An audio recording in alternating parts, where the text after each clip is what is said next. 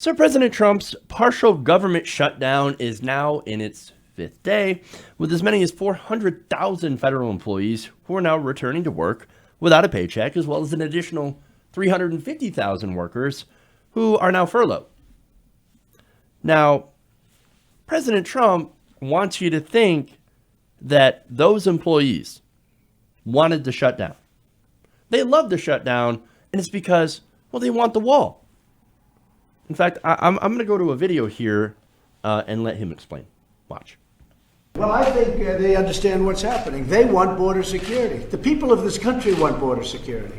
Many of those workers have said to me and communicated, stay out until you get the funding for the wall. These federal workers want the wall.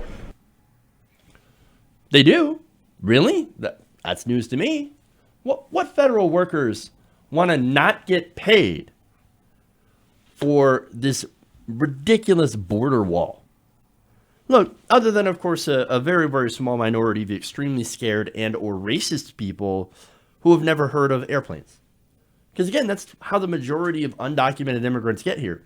It's not that they cross the border from Mexico. It's they fly in and overstay their visas. That's what happens. And look, I'm going to show you how small support for this wall actually is. There's a recent poll by NPR PBS NewsHour Marist that found that only 28% of Americans believe the border wall should be an immediate priority. Only 28%. That means that nearly 3/4 of the country view the reason for this shutdown as completely unnecessary. And this, of course, is going to blow back on him massively. So now, on the politics of it, and that's not necessarily what's most important, of course, but the politics of it, I guess it's pretty good for the Democrats that Trump owns this. Remember, we've got him on video telling Chuck and Nancy that he is proud to own this shutdown and that he's going to keep doing it until he gets $5 billion to the wall. Nonetheless, now he's going to play the victim. It's not a question of me. I'd rather not be doing shutdowns. I've been at the White House, and I love the White House, but I wasn't able to be with my family. I thought it would be wrong for me to be with my family. My family's in Florida, Palm Beach, and I just didn't want to go down and be there when other people are hurting. I just want to be with my family, but I can't because I shut down the government over a wall that nobody wants.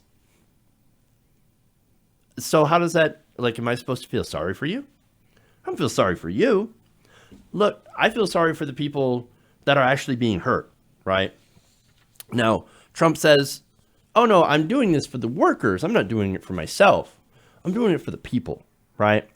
Well, what about the workers that have been furloughed or that have come to work and they're not getting paid? Well, what are they saying?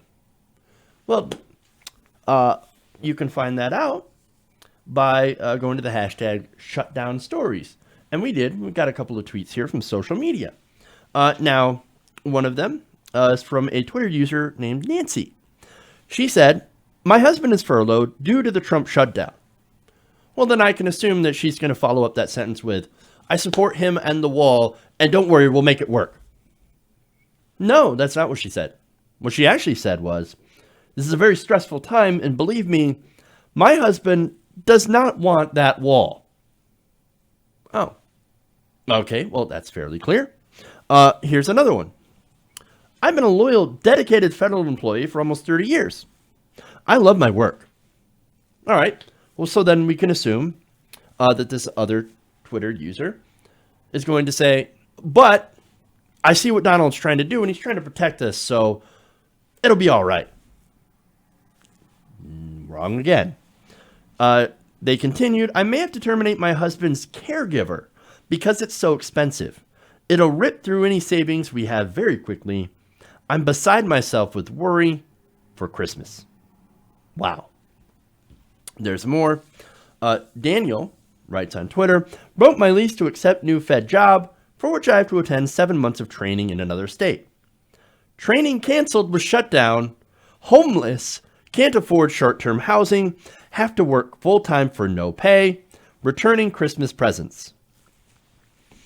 Well, that sounds Terrible. There's another one. Oceans of Hope says, single mom, single income. If my pay from last 2 weeks shows up, I have enough to pay bills, but not buy food. We live direct deposit to direct deposit, and something vital is always breaking. Car brakes, stove, furnace.